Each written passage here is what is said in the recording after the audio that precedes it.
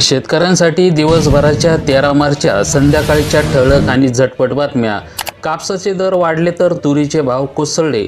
सध्या कापसाचे दर हमी भावापेक्षा बरोबरीला आले आहेत, तर दुसरीकडे 10,000 रुपयाच्या पुढे असलेला तुरीच्या दरामध्ये मात्र घसरण झालेली आहे। सध्या कापसाला 7,400 रुपये दर मिळत आहेत, तर दुसरीकडे मात्र तुरीचे भाव 10,000 वरचे दर आता 9,700 रुपयावर आले आहेत।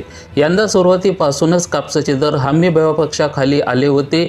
गेल्या वर्षी कापसाला चांगले दर मिळाले होते। यंदा कापूस उत्पादक शेतकऱ्यांना चांगला फटका बसला आहे।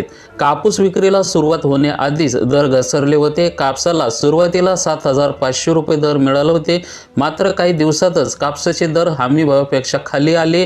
गेल्या काही दिवसापर्यंत कापसाला 6,300 रुपयापर्यंत, कधी त्यापेक्षा कमी भाव मिळाला होता। आता कापसाच्या दरामध्ये थोडेफार प्रमाणात सुधारणा झाली आहे, तर कापसाला 7,500 रुपयापर्यंत कापसाला भाव पाहायला मिळत आहेत। साखरा को-ऑप बँकेमध्ये पैसे काढण्यासाठी शेतकऱ्यांची गर्दी। सरसकट विमा न आल्याने शेतकऱ्यांमध्ये नाराजीचा सूर। कोऑपरेटिव्ह बँकेमध्ये पीएम किसान सन्मान निधी आणि नमो किसान सन्मान निधी यांचे पैसे काढण्यासाठी बँकेत गेल्या 8 दिवसापासून शेतकऱ्यांना मोठी गर्दी केलेली आहे। सोयाबीनचे पडलेले भाव, कापूस कमी भाव विकल्याने शेतकरी अडचणीत सापडला आहे।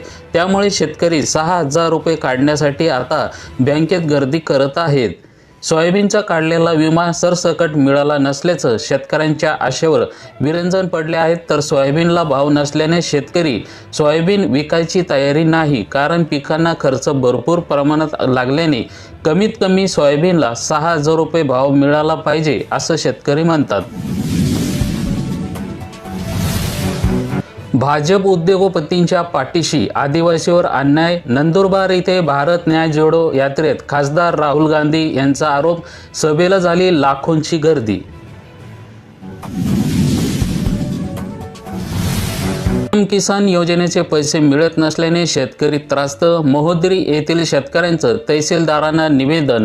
वारंवार तक्रारीत येऊन सुद्धा आम्ही शेतकऱ्यांना पीएम किसान योजनेचे पैसे मिळत नसल्याची तक्रार इथून जवळच असलेल्या महोदरी येथील लोमशेकुटेसह इतर शेतकऱ्यांना 6 मार्च रोजी तहसीलदार तथा कार्यकारी दंडाधिकारी साहेब चिखली यांच्याकडे लेखी निवेदनाद्वारे तक्रार केलेली आहे। शेतकऱ्यांच्या विविध मागण्यासाठी काळे तोंड करून तहसीलदारांना निवेदन। शेतकऱ्यांच्या व नागरिकांच्या विविध प्रलंबित मागण्या तत्काळ पूर्ण करण्यासाठी सिंदखेड राजा येथील युवा संघर्ष समितीचे अध्यक्ष कैलास मोहत्रे यांच्या नेतृत्वाखाली महसूल प्रशासनाला इशारा देऊन वारंवार निवेदन स्मरणपत्र देऊन सुद्धा तालुक्यातील नागरिकांच्या शेतकऱ्यांच्या प्रलंबित मागण्या पूर्ण न झाल्या नाही। त्यामुळे शासनाने या निवेदनाचा विचार करून तत्काळ प्रलंबित मागण्या पूर्ण करण्यासाठी कैलास मोहत्रे यांच्या नेतृत्वाखाली तोंड काळे करून तहसीलदारांना सिंदखेड राजा यांना निवेदन सादर करण्यात आले। पवनापूर शिवारातील उन्हाळी धान धोक्यामध्ये, वीज पुरवठा अभावी जमिनीला भोग्या। 15 दिवसापासून 2 फीडर नादुरुस्त, शेतकऱ्यांच्या लोकसभा निवडणुकीवर बहिष्काराचा इशारा।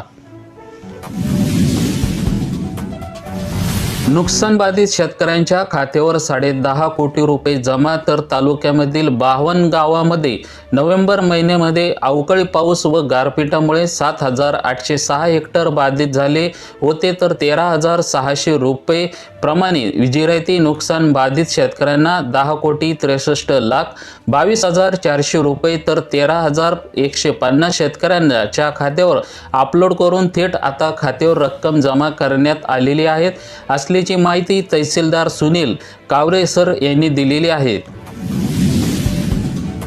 विमा कंपनीने अग्रिमीच्या दुसऱ्या टप्प्यामध्ये केले 76,27,00,000 कोटी रुपये मंजूर। बीडमधली पालकमंत्री धनंजय मुंडे यांनी कृषी विभाग, कंपनी तसेच कृषी विभागातील हवामान तज्ज्ञ यांच्या एकत्रित बैठका घेऊन यशस्वी वाटाघाटी केल्याने बीड जिल्ह्यातील खरीप हंगाम 2023च्या अग्रिम पीक विमापोटी दुसऱ्या टप्प्यामध्ये 76,27,00,000 रुपये इतकी नुकसान भरपाई भारतीय पीक विमा कंपनी कंपनीने मंजूर केले असून त्यांच्या वितरणामध्ये सुरुवात झालेली आहे। तर लाभार्थी शेतकऱ्यांच्या बँक खात्यावर या रकमेचा जमा होण्यास सुरुवात सुद्धा झालेली आहे। तर 2023 मधील पावसाच्या सतत खंडाने झालेल्या नुकसानीपोटी 25% अग्रिमनुसार पहिल्या टप्प्यामध्ये बीड जिल्ह्यातील शेतकऱ्यांना 241 कोटी रुपये इतकी कोटी रुपयांची आतापर्यंत वितरण पूर्ण झालेले आहेत। तर आधार व्हेरिफिकेशन सारख्या तांत्रिक बाबीमुळे सुमारे 1 कोटी रकमेचे वितरण प्रलंबित आहेत, असे धनंजय मुंडे यांनी ही माहिती दिलेली आहे।